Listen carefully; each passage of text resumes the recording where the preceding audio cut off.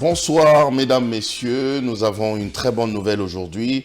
C'est notre invité, le docteur Daniel Bertin Ba-Pedi, qui est le responsable de la communauté Mission chrétienne Règne de Dieu à travers le monde, que je reçois encore aujourd'hui pour vous, parce que la dernière fois, je l'avais reçu, il avait parlé d'un livre très très intéressant, mais vous savez, il écrit toujours, et aujourd'hui, je vous présente un autre livre, c'est La renommée et la vieillesse de Salomon.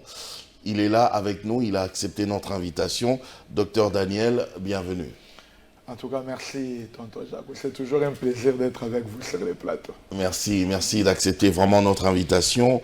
J'ai dit tout à l'heure que vous écrivez beaucoup. D'ailleurs, même le fait de présenter ce livre aujourd'hui, je sais qu'il y a encore d'autres livres que nous allons présenter dans les jours à venir.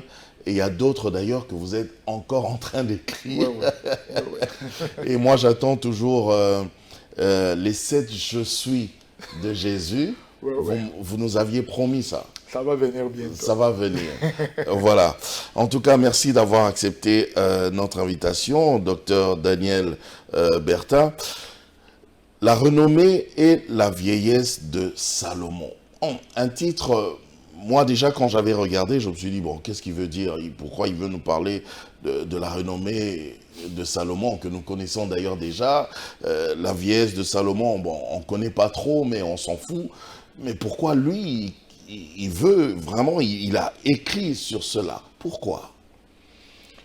Bon, en fait, le souci dans ce livre, c'est de pouvoir sonner la trompette pour avertir plus d'un que souvent nous cherchons la gloire et Dieu ne nous les prive pas. Dieu nous la donne, mais parfois nous ne savons pas comment gérer cela. C'est ça d'abord le problème de ce livre. Et deuxièmement, c'est ce qui m'interpelle, c'est la fin d'une chose. Vous savez, vaut mieux la fin d'une chose que son commencement. Que son commencement. Comment vous avez commencé et comment vous finissez. Et troisièmement, je m'étais inspiré aussi des problèmes que nous avons dans notre pays. C'est les problèmes de la maintenance. Nous faisons beaucoup de bonnes choses, mais maintenir. Vous pouvez entrer dans une salle aujourd'hui, vous appréciez, mais venez 2 ans après. Vous verrez des ampoules qui ne s'alignent pas, la peinture, donc les problèmes de la maintenance. Être au sommet, ce n'est pas un problème, mais rester là, voilà ce qui pose problème. Alors, votre inspiration est partie carrément dans la vie du grand roi Salomon, que nous connaissons de la Bible. Je suis parti de lui parce que c'est lui il est sous les projecteurs, Salomon. Il n'y a aucun roi qu'on peut comparer à Salomon sur la terre. En termes de richesse ou en termes de richesse, en termes de gloire, en termes de femmes. Dans tout. Femmes et concubines. Femmes, concubines, construction, nombre de serviteurs. Ce que Salomon mangeait sur sa table, ça peut paraître comme un mythe. 100 brebis. On parle de 40, je ne sais pas, drains. Donc, il mangeait des choses, tu te dis, mais on préparait ça quand chaque jour. Donc, en termes de gloire, Salomon est incomparable. Seul Christ le dépasse. Vous comprenez, parce que seul Christ se compare à Salomon. Il est plus grand que Salomon. Mais en dehors de Salomon, il n'y a aucun roi. Mais Dieu a pris Salomon où? Il est d'abord un fils illégitime. C'est ça tout le problème. Oui. Expliquez-nous, enfin, parlez et puis vous allez nous expliquer ça. Il est un fils illégitime, Salomon. Mais Dieu a porté les choix sur lui. Parce que les critères du choix de Dieu ne dépendent que de lui. Dieu n'a jamais mis quelque part, il dit, voici les critères pour que je choisisse quelqu'un. C'est là où ça pose ce problème. Parce que si ça dépendait que des hommes pouvaient dire, tu ne peux pas choisir Jacob, tu ne peux pas choisir Berthe, mais les critères de Dieu restent, en tout cas, sous réserve de sa souveraineté. Et souvent, Dieu prend des choses négligeables, des illégitimes pour élever, c'est pour confondre la sagesse. La Bible dit, il prend des choses folles pour confondre la sagesse de ce monde. Dieu a élevé Salomon dans la dignité. Salomon a passé un règne de paix de 40 ans. On compare les règnes de Salomon au règne de millénium. Donc Salomon a vécu un petit millénium sur la terre avant les temps, parce que son règne est comparé au règne de millénium. C'est lui qui a bâti les temples pour le Seigneur, c'est lui qui a tout fait pour le Seigneur. Et la renommée de Salomon était partie dans tous les pays de croissants fertiles à l'époque. À telle enseigne que tout le monde cherchait à venir voir Salomon. C'est ce qui m'a tiqué. On présente une reine de Séba qui a quitté son pays, Éthiopie. Il a fait des voyages de kilomètres et de kilomètres. Il dit, je dois entendre moi-même la sagesse. Donc sa renommée est arrivée jusqu'au niveau même de l'Éthiopie là-bas. J'ai dit, tous les croissants fertiles connaissaient qui était Salomon. À l'époque, tous les pays de l'Orient, tout connaissaient Salomon. Et la reine de Séba est venue. Mais ce que j'aime chez cette reine, c'est son esprit de vérification en fait. J'aime cette reine-là. Elle a entendu la sagesse, elle a dit non, je ferai un effort d'arriver pour entendre de mes propres oreilles. Et quand elle arrive, elle avait une cargaison d'or et des offrandes. Mais, à offrir. À offrir, mais elle n'a pas apporté ça directement, elle a laissé ça à l'extérieur. Quand elle est venue, elle a été d'abord frappée par ce que Salomon a bâti. Ça, c'est très important. Parce qu'il y a des gens aujourd'hui, vous entendez leur nom. Vous attendez comment ils sont connus. Mais vous regardez tout autour comment ils sont même chantés dans les chansons. Donc, ils sont chantés, mais vous regardez tout autour d'eux, il n'y a rien, il y a les vides. Je parle de ça dans mon livre, les gens qui vont lire vont apprécier. C'est là aujourd'hui, tonton Jacou, je vous regarde en face et je vous dis, quand vous présentez un pasteur, vous présentez un prêtre catholique, même si le pasteur venait de ressusciter un mort, on ne va pas respecter les pasteurs plus que les prêtres. Pourquoi? Parce que les gens ne sont pas frappés juste par les miracles, par ce que nous apportons dans la société. Très important. La reine de Séba est venue, elle a commencé à regarder ce que Salomon a bâti. Il ne faut pas seulement parler, nous avons la sagesse, mais qu'est-ce que nous construisons? Qu'est-ce que nous construisons? Je vais apporter ce livre et les donner à notre représentant que je salue, l'évêque Dodo Kamba. Je vais présenter ce livre à lui. Et je bénis le Seigneur pour tous nos pères qui commencent à construire des églises qui nous donnent parfois la fierté. Parce que nous, de l'église des réveils, nous étions insultants à ce point-là. Donc on parle de nous, on fait des miracles, mais vous venez, vous ne trouvez rien. Sous prétexte que Dieu n'habite pas dans des maisons construites par les mains d'hommes. C'était un prétexte tout simplement. Mais la reine de Séba considérait d'abord ce que Salomon a bâti. Elle a été choquée. Ce qu'elle a vu, en tout cas, c'était époustouflant. Après cela, la reine a commencé à vérifier les gens qui étaient autour de Salomon, les serviteurs de Salomon. Ok. Très important, c'est le test d'assez. Donc quand tu es élevé, il n'y a pas que ce que tu as construit. Il n'y a pas que ce que tu as construit. Mais on doit voir aussi ceux qui sont autour de toi. Ceux qui sont tout autour de toi. Leur situation. Leur situation, comment ils s'habillent, comment ils se présentent. Tu ne peux pas être le pasteur, toi-même tu portes. Comment tu peux avoir les kilos de porter la veste alors que ceux qui sont tout autour de toi n'ont que des kilotes? Ben parce que vous vous présentez devant les gens, non? Non, non. Vous devez être propre. Ça gêne. Ça doit gêner. La reine de Sarah commence à regarder parce que tu parles. Mais ceux qui sont tout autour de toi, elle regarde les serviteurs de Salomon, elle dit, oh, en tout cas, elle bénit le Seigneur.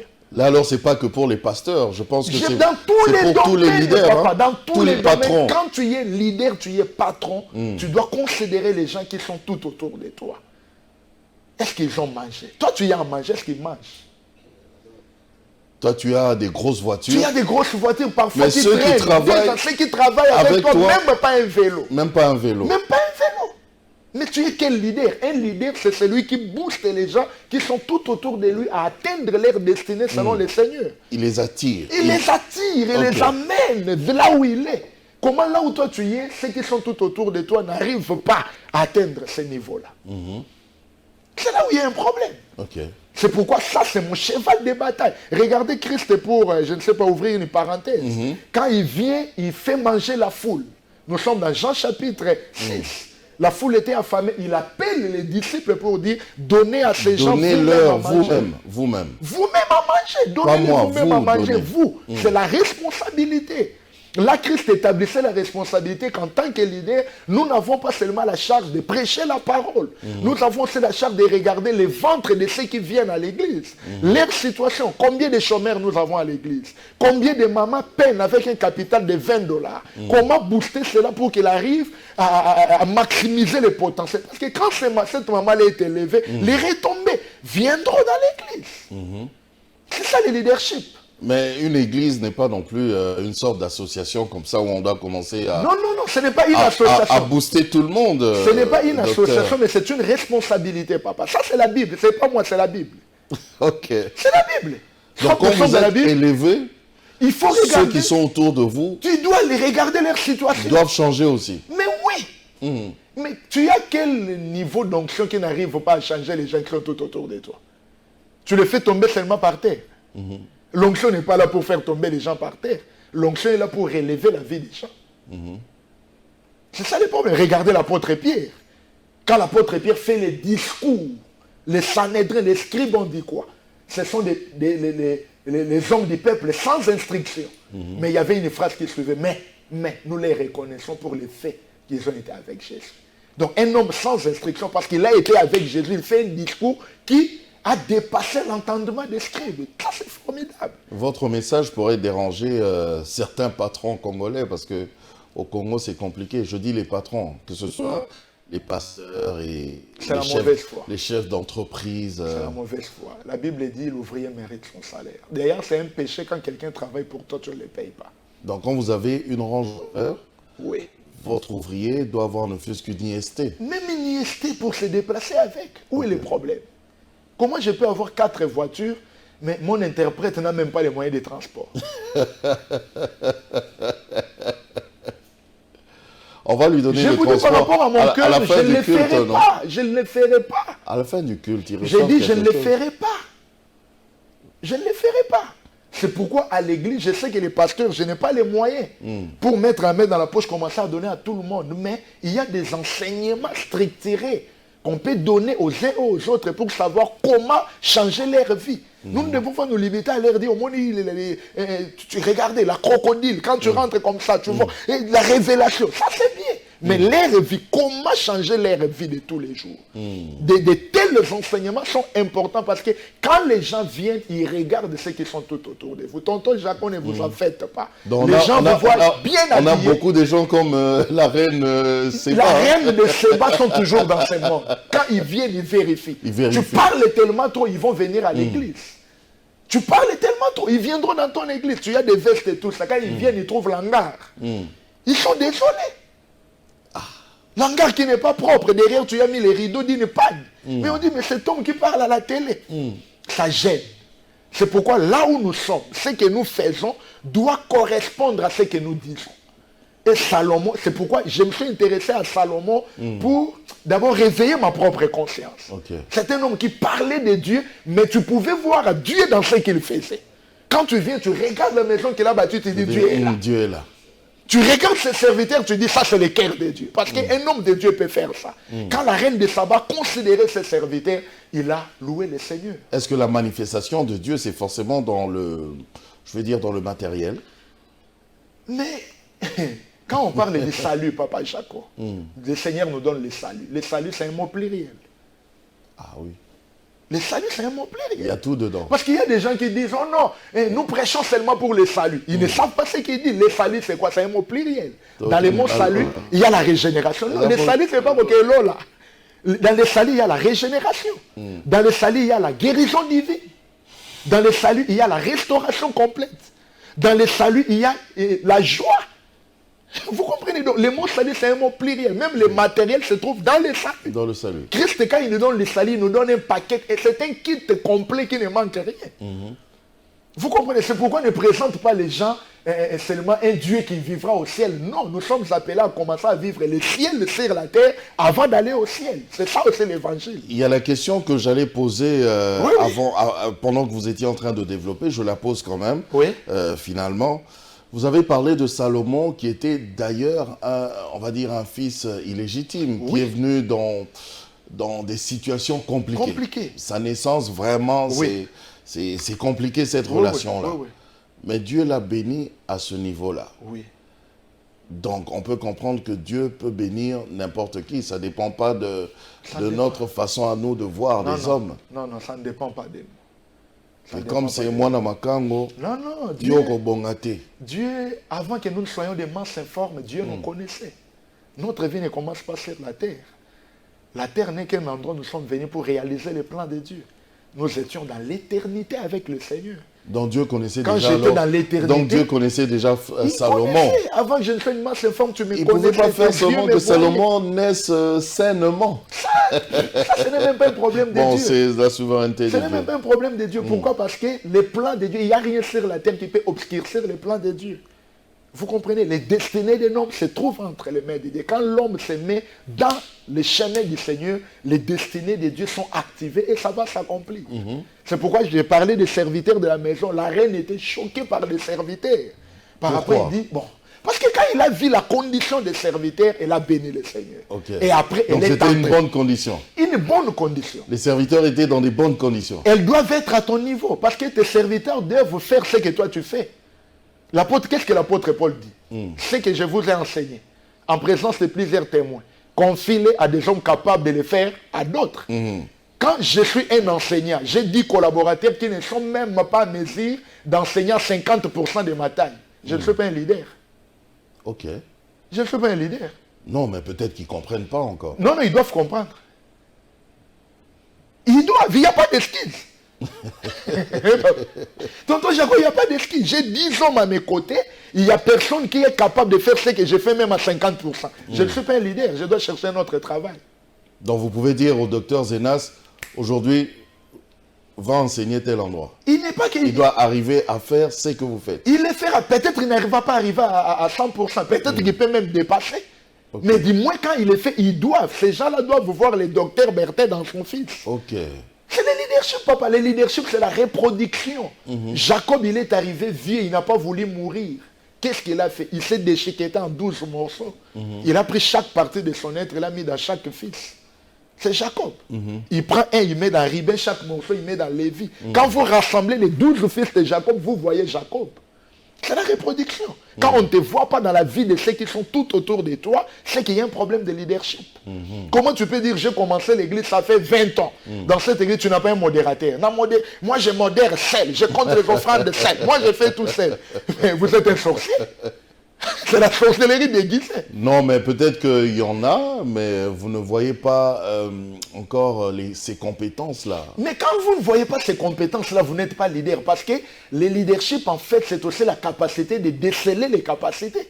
Cette grâce-là, cette facilité de déceler. Je retourne dans la Bible parce que je ne vais pas spéculer. Retournons dans la Bible. Dans la Bible. Dans la Bible, quand Jésus a dit donnez-leur vous-même à manger, il n'y avait personne. Mais qui avait vu les petits garçons avec 5 pains et 2 poissons? Ce n'est pas Jésus, c'est André. L'un des apôtres dit, il y a ici un petit garçon. Donc, il faut que les ministres décèlent dans la foule ceux qui ont des grâces, qui peuvent apporter la bénédiction à d'autres. Quand vous n'arrivez pas à déceler, en tout cas, vous n'êtes pas leader. Ok. Donc, comme ça, la reine de Séba, elle a vu les ouvriers. Elle a vu les ouvriers de Salomon. C'est bon, parfait. Bon. 10 sur 10. Après, elle entremenée commence à poser des questions. La Bible dit qu'il n'y avait aucune question venant de cette femme que Salomon n'a pas pu expliquer ou répondre. Aucune. Maintenant, elle était venue tester ou elle était venue tester voir, ou c'est comment? Papa, Jacob, notre réputation nous précède. Salomon, sa réputation l'avait précédé. Je parle de ça dans ce livre. Comme vous, par exemple. Vous êtes le docteur Bertin. Oui. D'accord. Ok. Alors, on sait déjà que vous êtes théologien, vous connaissez la parole de Dieu, vous enseignez la parole de Dieu. Est-ce qu'un tonton Jacob doit encore venir pour commencer à tester si réellement il connaît la théologie? Oui. Peut-être vous ne le ferez pas. Moi, je suis conférencier. Je fais des conférences partout. Il y a des gens, il entend, le docteur Bertin enseigne, il vient. Mais j'entends toujours ces noms. Quand il vient dans la conférence, il ne vient pas aussi seulement pour être béni, pour vérifier. Ce que j'entends dire. Si ça correspond. Est-ce que ça correspond avec ce que je veux avec ce que je vais entendre. C'est pourquoi je dis la réputation de l'homme les précède. C'est pourquoi en matière de réputation, il ne faut pas maquiller. soyez sûr que vous vivez votre vie naturellement. Votre réputation vous précède. Il arrivera un temps, vous entrerez dans des endroits où on vous connaisse déjà. Et ce qui restera, c'est seulement les tests pour savoir est-ce que ce qu'on a entendu, c'est vrai ou faux. Si vous ratez, c'est fini. C'est ce que la reine était venue faire. Elle a entendu la salle, dit, je vérifie. Et gloire à Dieu, sa réputation de Salomon n'était pas une réputation éphémère. Non, c'était une réputation bâtie. C'était un homme aiguisé de la profondeur jusqu'à la hauteur. C'était pas le buzz. C'était pas le buzz. Parce qu'il y a des gens aujourd'hui, Papa Jacob, je ne me trompe pas, il y a un principe que nous parlons dans le leadership, c'est la profondeur interne équivaut à la hauteur externe. Tout, c'est-à-dire quoi? La profondeur interne équivaut à la hauteur externe. Tout délai dans l'apprentissage en train de donner un service, il y a des gens, vous regardez, la hauteur il a. Mais regardez les sous-bassements. Mais comment il a fait pour atteindre la hauteur? C'est facile d'y arriver. Parce que la hauteur dépend du soubassement. C'est facile d'y arriver. Vous n'avez jamais entendu qu'il y a des maisons en étage qui s'écroulent? Oui, ça va s'écrouler. Ça va s'écrouler. Pourquoi? Parce que faute de fondations. C'est pourquoi quand vous voulez monter à la hauteur, rassurez-vous que vous avez des bases qui peuvent soutenir votre nom. Salomon, la renommée est partie, mais il avait des bases. Des bonnes bases. Ces bases venaient de l'Éternel. C'est pourquoi personne ne pouvait venir raser Salomon. On peut comparer des arbres. Prenez l'arbre comme les bananiers. Cet arbre-là, ça peut pousser. En moins d'une année, ça produit des fruits. Il est très rapide à pousser, cet arbre-là. Mais regardez les bananiers quand il y a le vent. Circuler dans la ville, il n'y a jamais un bananier qui se tient debout seul. Tu verras, on attache des fils. C'est comme quelqu'un qui a fait l'accident là, on l'attache. Pourquoi? Parce qu'il est trop pressé à sortir, il n'a pas de racines. Du coup, or, quand il sort, il y a le vent. C'est pourquoi je conseille à tous les serviteurs de Dieu, rien ne sert de courir. Faites un effort d'être construit, d'être bâti. Si Dieu vous a réservé l'élévation, ça viendra. Si Dieu vous a réservé la gloire, ça viendra. Mais quand vous serez là-bas, qu'est-ce qui va vous protéger? Si vous n'avez aucune base, c'est ce que nous voyons. Aujourd'hui, les jeunes veulent avoir tout, surtout dans le ministère. Ils veulent avoir tout maintenant et tout de suite. C'est là où il y a les problèmes. C'est comme le docteur. C'est pourquoi il y a un cours. Moi, je ne sais rien, papa. Moi, je ne sais encore rien. Il y a un cours, j'enseigne à l'école sur l'aiguisement. Comment il faut bâtir en profondeur certaines qualités en toi. Très important. Dans la vie, c'est toi qui fais les choix, papa. Excusez-moi de te tutoyer. Oui. Vous faites les choix. Est-ce que je vais être un bananier, je vais être un manguier, ou je vais être un cèdre de Liban? Parce que le cèdre de Liban, si vous mettez les grains sur la terre, ça fait 20 ans pour germer. Wow! Ah oui? Oui. Mais c'est parmi les arbres les plus longs. Ça peut atteindre 80 mètres de hauteur. Et qui reste solide. C'est pourquoi il prend les temps pour mettre les racines. Il est près dans les mêmes catégories. Comme le baobab. C'est avec les cèdres de Liban qu'on a, c'est avec ces arbres-là qu'on a construit les temples de Salomon. Il prend 20 ans pour mettre des racines. Les manguiers, par exemple, il prend 6 à 7 ans pour commencer à produire des fruits. Mais les bananiers, c'est à une année. Il y a des ministères bananiers. Ils produisent des fruits vite, après on les coupe et puis c'est fini. Raison pour laquelle quand il y a des vents, regardez quand il y a des pluies torrentielles, il y a des vents qui soufflent. Vous verrez peut-être un manguier, ça peut perdre une étape. Mais l'arbre restera. Mais les bananiers, ça va se déraciner. Le temps que tu mets pour mettre des racines est important. Donc la renommée de Salomon n'était pas une fumée. C'était quelque chose qui était construit au fil des temps avec le Seigneur, avec Dieu. C'est pourquoi quand la reine est venue, elle a compris que ce qu'elle entendait, ce n'était pas de buzz comme tu venais de dire. C'était vraiment quelqu'un que Dieu avait établi, quelqu'un que Dieu avait bâti. C'est ce que nous voulons dans les ministères. Que les gens ne viennent pas insulter Dieu. Quand ils viennent, ils entendent parler de nous, quand ils arrivent là où nous sommes, qu'ils disent en tout cas, non, c'est un homme qui a marché avec le Seigneur. C'est un homme qui a construit sa vie avec Dieu. Juste, juste une question de curiosité. On voit que le roi Salomon, il a demandé à Dieu juste la sagesse et l'intelligence. Oui. Est-ce que c'est pour ça que Dieu l'avait béni richement? Oui. Pourquoi? Parce que il pouvait demander aussi la richesse, non? Oui, c'est un principe de leadership. Roi. C'est un principe de leadership très puissant que Salomon enseigne là. Ah oui? Si vous faites de Dieu votre priorité, Dieu fait de vous sa priorité. Ok. C'est où qu'il a fait de Dieu sa priorité? Parce qu'il a priorisé les peuples. Donne-moi la sagesse et l'intelligence pour conduire ton peuple. Le peuple n'appartenait pas à Salomon. C'est normal, oui, pour conduire le peuple, mais lui, il était roi. Le peuple ne lui appartient pas. Pour conduire ton peuple à toi, donne-moi la sagesse et l'intelligence. Pour conduire ton peuple. Ok. Quand Dieu, non, il fait de ma priorité. Parce que là, il a interprété la vision de Dieu. Et Dieu ne pouvait faire en sorte qu'il ne manque de rien. Quand tu privilégies la volonté de Dieu, tu ne retournes jamais même vite. Remarquez Abraham. Vous avez vu Abraham. Le Seigneur lui donne, moi ton fils, ton unique. Est-ce qu'il a refusé? Non. Non. Il part à la montagne, il dit, je pars pour aller adorer. Or, un adorateur ne rentre pas même vite. Parce que tu fais de Dieu ta priorité, tu verras les béliers à mettre sur l'autel. Quelque part, vous parlez aussi de la mauvaise compagnie qui corrompt, d'ailleurs c'est biblique, qui corrompt les bonnes mœurs. Donc on doit quitter la mauvaise compagnie quand Dieu commence à nous responsabiliser, à nous élever. C'est ça. Ou pour une bonne renommée, pour une bonne élévation, il faut éviter... C'est obligatoire. Les relations sont obligatoires. Il y a des relations qu'il faut oublier. Obligatoirement. Dans la vie, les relations sont obligatoires et non optionnelles. Ok. Tu veux aller loin, il faut avoir des relations. Les relations sont obligatoires dans la vie. Mais seulement dans les relations, il faut être très sélectif. Tu n'es pas obligé d'embarquer tout le monde dans votre bateau. Marche avec les gens qui regardent dans la même direction que toi. Regardez même Dieu. Dieu, c'est un champion, un roi des rois. Mais qui entoure Dieu? La Bible dit les 24 vieillards avec des couronnes. Dieu est déjà le tout-puissant, mais il n'est pas entouré d'un faible. Tous ceux qui l'entourent, ce sont des champions parce qu'ils ont des couronnes. Mais Dieu nous donne les modèles. Waouh. C'est vrai, hein? Oui. Parce que quand les 24 vieillards jettent leurs couronnes auprès de Dieu, lui déjà c'est le tout-puissant. Il prend encore les 24 couronnes. Il devient qui? Mais nous qui sommes des faibles, nous voulons nous entourer des gens qui ne peuvent pas nous amener quelque part. C'est là où il y a les problèmes. Soyez sélectifs dans la vie par rapport à votre vision, par rapport à votre manière de travail. Même l'apôtre Paul le dit, rassemblez-vous avec les gens qui invoquent le Seigneur d'un cœur pur. Pourquoi? C'est la sélection. Les relations sont obligatoires. C'est pas méchant, mais c'est comme ça. Il n'y a pas la méchanceté. Il n'y a pas la méchanceté. Parce qu'on risque de dire, celui-là, depuis que... Il a un peu... Les gens parlent toujours. Les gens parlent toujours. À chaque étape de la vie, surtout dans nos familles, il y a certains numéros de téléphone qui quittent notre répertoire. C'est pas un péché. C'est pas méchant, c'est pas un péché. Il n'y a pas la méchanceté là-dessus. Ok. Il n'y a pas la méchanceté. Donc à un moment aussi, je peux me dire... Dans la vie, il y a des priorités. Le docteur Zenas. Oui. Je le mets un peu de côté. Ce n'est pas la méchanceté. Il y a certains numéros de téléphone qu'on ne marche pas avec ça dans notre annuaire. Mais ça reste dans un calepin.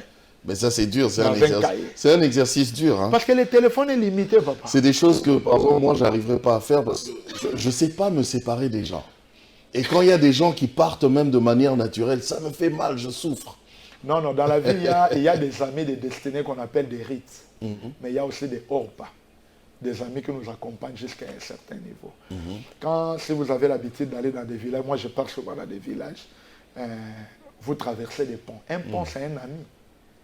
Il vous aide à entrer dans une ville. Mais vous ne pouvez pas prendre les ponts, commencer à marcher avec. Dans les relations, il y a des amis qu'on appelle des amis taxis. Il y a des amis ponts. Il peut t'aider à entrer quelque part, mais tu ne peux pas circuler avec un pont toute ta vie sur la tête. Mais il faut savoir soigner toutes les relations. Ne pas te séparer avec des gens de mauvaise manière. Garder de bonnes relations, mais savoir quels sont les prix et priorités. D'abord, dans les cours de planification, quand je donne à l'école, j'ai dit on n'a pas beaucoup de temps. Quand quelqu'un a beaucoup d'amis, il va souffrir dans la vie. Parce qu'un ami demande le temps. Mais on a combien de temps? Il faut du temps pour les amis. Il faut du temps pour les amis. Ah là là là là. Alors, c'est un livre vraiment que je vous conseille. La renommée et la vieillesse de Salomon. Il y a quelques détails comme ça qui ont impressionné la reine de Sheba. Comme quoi, par exemple, vous avez parlé de... elle a remarqué la sagesse divine chez Salomon. Oui. Elle a remarqué ce que Dieu a mis en Salomon comme la sagesse. Parce que toutes les questions qu'elle a posées, Salomon a su répondre à ces questions. C'est pourquoi elle dit, ce que j'avais entendu de toi n'est rien par rapport à ce que j'ai vu. J'ai vu. Il faut que quand les gens viennent chez nous, qu'ils remarquent que ce que nous sommes, dépasse en fait notre réputation.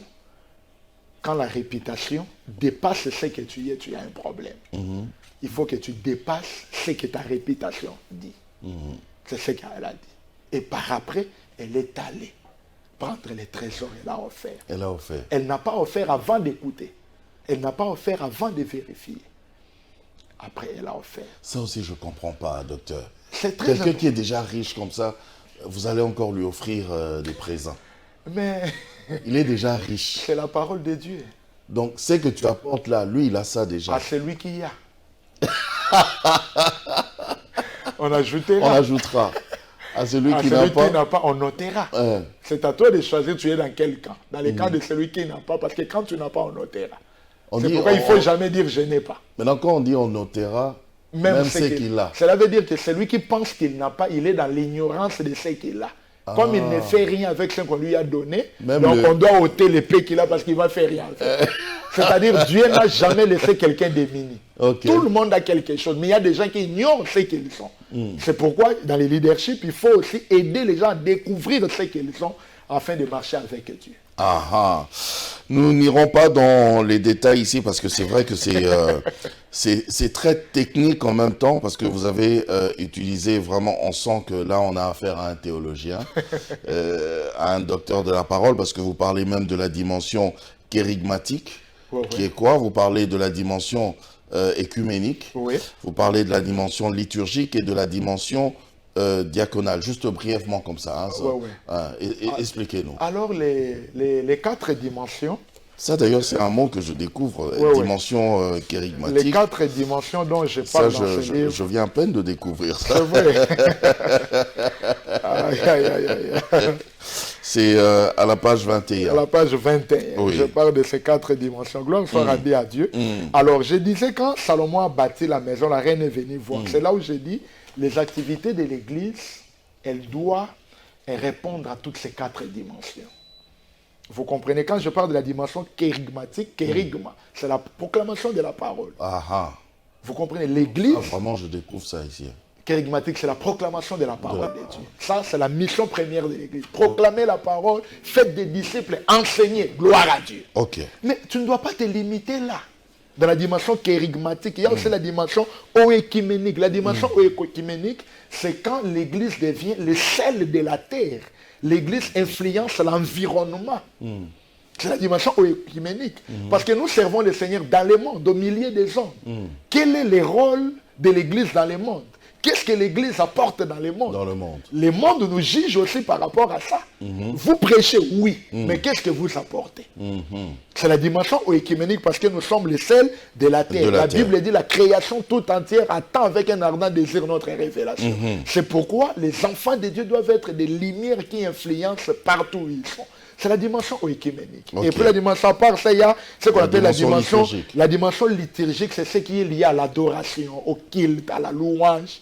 Tu vois, là, nous sommes doués avec des baffles et tout ça. Ça, c'est bien. La liturgie, tout ça, c'est bien. Et puis, il y a enfin la dimension diaconale. C'est quand l'Église participe maintenant au développement de la société. Ok. Bâtir des hôpitaux, construire des écoles. Là, c'est très important. Et l'État et les peuples ne jugent pas l'Église par rapport à la dimension kérigmatique. Juste une parenthèse. Ah. Dans la dimension liturgique, Ah.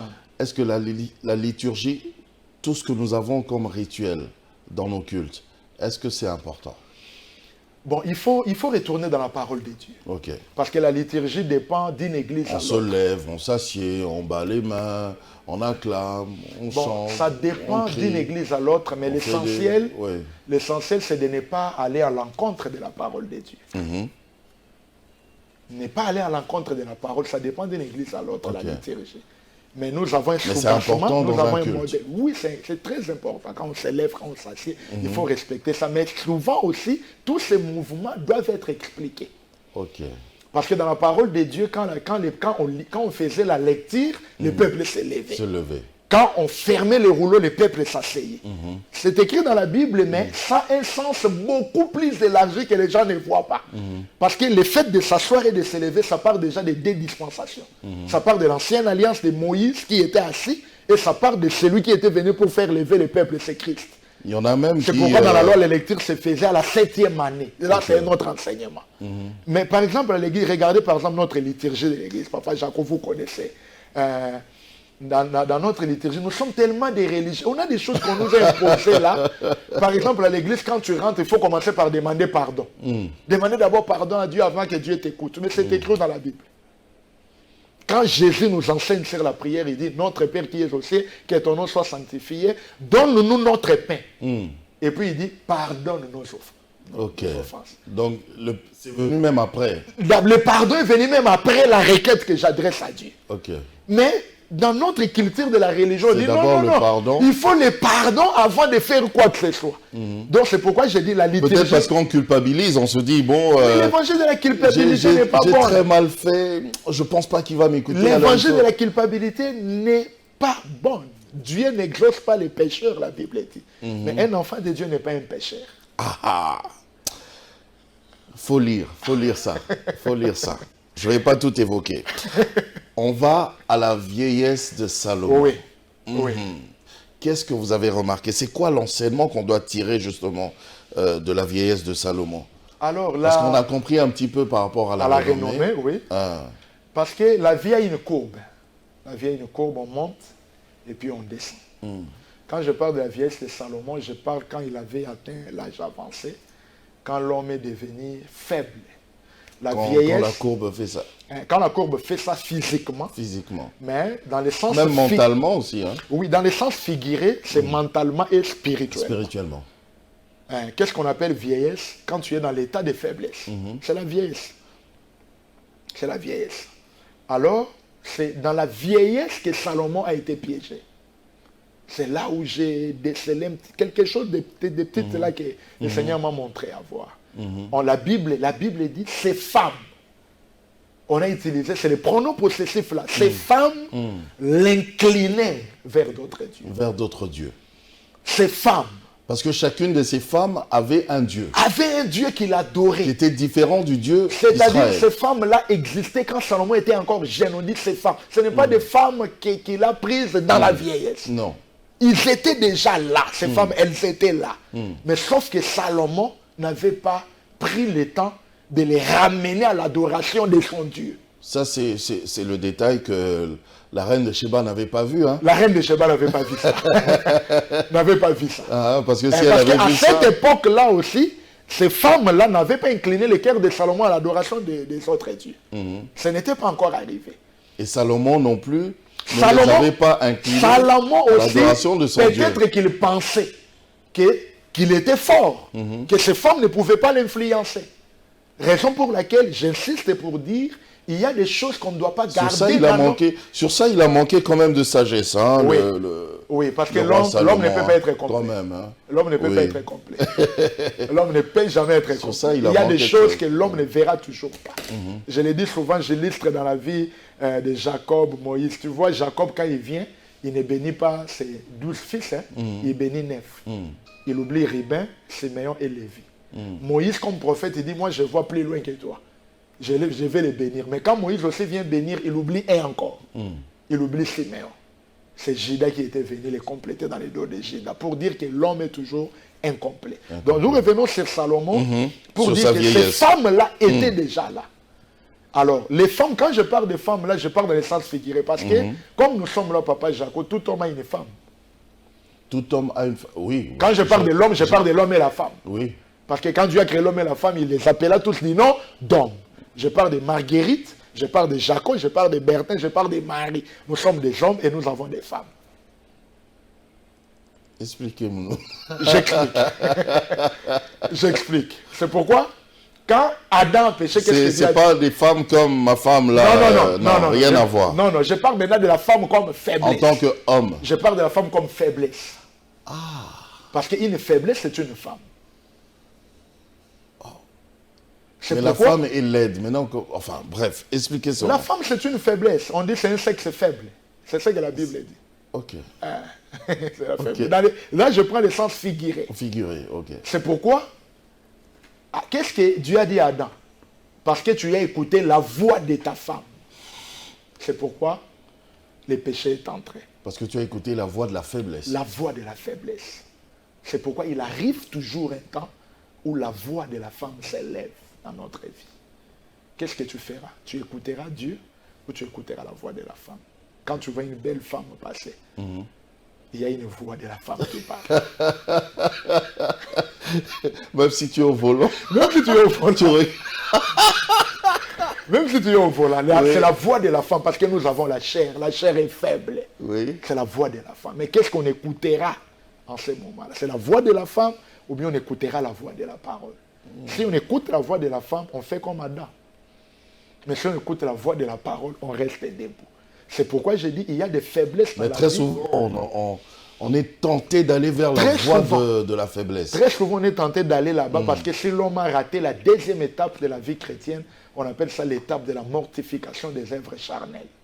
Quand vous avez raté cette étape, vous chuterez à tout moment. Il y a quelqu'un qui a dit il faut faire attention parce que le péché est succulent. Ça, c'est vrai. Ça, c'est vrai, il n'a pas menti. Et là, Dieu même a dit le péché couche à ta porte. Mais toi, domine sur le péché. Domine sur le péché. Comment maintenant dominer? Il y a des enseignements qu'on donne sur ça. C'est pourquoi j'ai dit Salomon avait toutes ses femmes. Il fallait maintenant à Salomon de ramener ces femmes à l'adoration de Dieu. Il ne l'a pas fait. Il y a des choses comme ça dans la vie, Papa Jaco, quand nous gardons, nous disons que nous sommes forts. Nous sommes forts, nous sommes forts. Il arrivera un temps, ça nous basculera. Quand tu as un frère qui regarde la pornographie, aujourd'hui ça ne lui fait rien. Demain ça ne lui fait rien. C'est une femme qui les garde. Il arrivera un temps, cette femme-là va incliner son cœur à l'adoration des autres dieux. Un frère ou une sœur qui est dans la masturbation, par exemple. Ça ne te fait rien aujourd'hui, mais demain tu ne sais pas ce que ça fera. Vous comprenez, tout ce que tu remarques comme faiblesse de caractère, il faut traiter. Ne dis pas que je suis fort, je dominerai. Ne faites pas comme Samson. Je m'en tirerai comme autrefois. Parce que les autrefois ne viennent pas toujours. C'est pourquoi je parle de Salomon, que ces femmes l'ont incliné à l'adoration des autres dieux. Mais gloire à Dieu pour Salomon, parce que je ne partage pas la thèse dont les gens disent qu'il était parti en enfer. Non. En fin de compte, Non, mais les gens disent qu'il a mal fini quand même. Non, non. Parce qu'en fin de compte, il a reconnu, il a dit vanité de vanité. Tout est vanité. C'est-à-dire, il a compris que même tout ce qu'il faisait n'était pas bon. C'est déjà un terme de repentance. Quand quelqu'un dit vanité de vanité, il reconnaît la De grandeur. repentance ou de regret? Mais la repentance, la repentance. Il se dit, oh, j'aurais pas dû. Oh. Papa, la repentance a 7 étapes. 7 étapes. La première étape, c'est la reconnaissance du mal que tu as fait. La deuxième étape, c'est les regrets. Quand quelqu'un regrette, il est dans la repentance. Ok. Parce que la repentance sans les regrets, ce n'est pas la repentance. Vous comprenez? Donc, Je vois. C'est ça. Donc c'est pourquoi je dis Salomon n'est pas... Quand si nous entrons ici, nous trouverons Salomon. Parce qu'en fin de compte, il a compris que vraiment on avait incliné son cœur et dit vanité des vanités. Tout est vanité. Tout est vanité. Mais sa renommée et sa vieillesse nous enseignent énormément. Voilà. J'ai aimé ce que vous avez dit au début de l'émission. Mieux vaut la fin d'une chose que son C'est son commencement. commencement. Est-ce que la fin de Salomon était bien? La fin de Salomon, j'ai dit, par rapport à sa vieillesse, on a incliné son cœur vers l'adoration des autres dieux. Mais en fin de compte, quand il reconnaît la grandeur de Dieu, j'ai dit sa fin était bonne. Ah, Sa fin était bonne. Parce que même à la dernière minute, parce que cette question-là, c'est une bonne question. Regardez les types là de la croix. Les types de la croix. Jésus crucifié entre des brigands. Mais qu'est-ce qui s'est passé? Il reproche son frère. Mais nous sommes des malfaiteurs, lui n'a rien fait. Jésus lui dit, aujourd'hui, je serai avec toi au paradis. C'est nous qui le savons qu'il est au paradis. Est-ce que les gens de son époque l'ont su. Est-ce que l'on sait qu'il est parti au paradis? Les gens qui l'avaient laissé là, sûrement ils se sont dit, allez, le brigand. Il part en enfer. Il va briller en enfer. Parce qu'il est tel homme. C'est pourquoi il ne faut pas condamner la vie d'un homme. Dieu ne condamne pas les gens. Il n'était pas venu pour condamner. Je regrette pour les gens qui déterminent la destination finale des gens en enfer. Lui, il est en enfer. Toi, tu n'es pas le gardien du ciel. Prêchons la parole. Donnons à tout le monde le temps de se convertir. Même la sanctification, ce n'est pas nous qui l'imposons. c'est Dieu qui nous sanctifie. Et la repentance vient de la bonté de Dieu. C'est la bonté de Dieu et avec un homme, il va se repentir. Ne jugeons pas les gens, ne condamnons pas les gens, prêchons la parole de Dieu. Je n'aime pas quand quelqu'un parle de la sanctification, il déforme, il défigure son visage comme si c'est lui qui était mort à la croix pour les hommes. Ce n'est pas ton affaire, mon frère. Prêche Jésus. Laissez la parole de Dieu laver les gens. Ce n'est pas ton affaire. Il faut parfois sortir. Laissez la parole de Dieu faire le travail. Faire le travail. Même vous qui craignez le Seigneur plus que nous. Si vous craignez Dieu plus que nous, ce n'est pas par votre effort, par la grâce. Et cette grâce-là peut toucher même les plus méchants que tu vois là. Comme Salomon, la grâce l'a touché à la fin, comme les voleurs. Tu vois, regardez ce que Christ dit. Il dit aujourd'hui, il n'a pas dit tu seras au paradis. Il dit, je serai avec toi. En d'autres termes, attendez-moi. Parce que dans ta réputation, si tu pars au paradis, c'est Abraham qui va te chasser. Il dit, toi, tu n'entres pas ici. Mais si moi, je te tiens par la main, tu rentreras avec moi. Donc, ne condamnons pas les gens, donnons aux gens la chance. Même dans la vieillesse, en tout cas, si tu reconnais ce que tu as fait est très mauvais, reviens au Seigneur. Il est tellement large pour t'accueillir. Peu importe tes faiblesses. Peu importe. Si tu reconnais. Si tu reconnais. Ah, il va te racheter. Il te rachète, il te relève. Fais comme Pierre, Seigneur, je péris. Il va prendre la main, il va te ramener. Il va te ramener. C'est ça l'évangile. Docteur Daniel Bertin, merci beaucoup. C'est toujours agréable de vous écouter. Merci beaucoup. Je rappelle que nous avons cet ouvrage, La renommée et la vieillesse de Salomon. Voilà, un livre vraiment à lire absolument. Très important. Là, on n'a pas tout dit parce que c'est juste une émission. En 45 minutes, on ne peut pas tout dire. Et puis, en même temps, j'ai envie de vous mettre un peu l'eau à la bouche pour que vous puissiez acheter le livre. Il faut l'acheter. Voilà. Surtout ça. Surtout ça. Surtout ça. Surtout ça. Moi, je vous dis merci, mais peut-être un petit mot comme ça de la fin. Par rapport à la renommée de Salomon, le mot de la fin, c'est quoi? Nous aimons tous la gloire, la grandeur. Dieu va nous les donner. Mais je vais emprunter un terme des architectes. Quand ils construisent des maisons en étage, ils disent, mettons les garde-fous. Parce que tous ceux qui habitent en étage sont des fous. C'est pas moi. Quand tu es dans les rez-de-chaussée, il n'y a pas la folie. Il n'y a pas de folie. Si tu montes, on met les garde-fous. C'est pas moi, les architectes. Parce que la hauteur... Parce qu'en venant ici, nous avons monté les escaliers. Donc, quand nous avons commencé à monter, la folie a commencé. C'est pourquoi on a mis des garde-fous pour que nous ne tombions pas. Je retiens ça, moi. La folie commence dans la hauteur. Dans la hauteur. Quand tu es dans les rez-de-chaussée, il n'y a pas un problème. C'est pourquoi quand tu montes là, n'oublie pas des garde-fous. Des garde-fous. Des principes qui t'avaient gardé quand tu étais en bas. Garde ces principes. Sinon, tu tomberas. Et surtout, quand tu es là-haut, continue à regarder Dieu. Parce que Dieu, tu le verras toujours très haut, tu auras la crainte. Mais quand tu es très haut, tu regardes vers le bas, tu nous verras trop petit, comme des moustiques, et tu auras des vertiges, tu tomberas. En tout cas, c'est pas bon. Merci, docteur Daniel Bertin. Merci à vous également, chers téléspectateurs. Je dis, ah oui, un petit clin d'œil quand même à mon président, Gabriel Chabani, qu'on appelle affectueusement Chabani Record. En tout cas, un petit clin d'œil, je le fais jamais, mais aujourd'hui c'est assez spécial, quoi. Voilà, portez-vous bien. On va se retrouver la prochaine fois. N'oubliez pas vos questions, vous savez comment ça se passe. Je vous aime. Au revoir.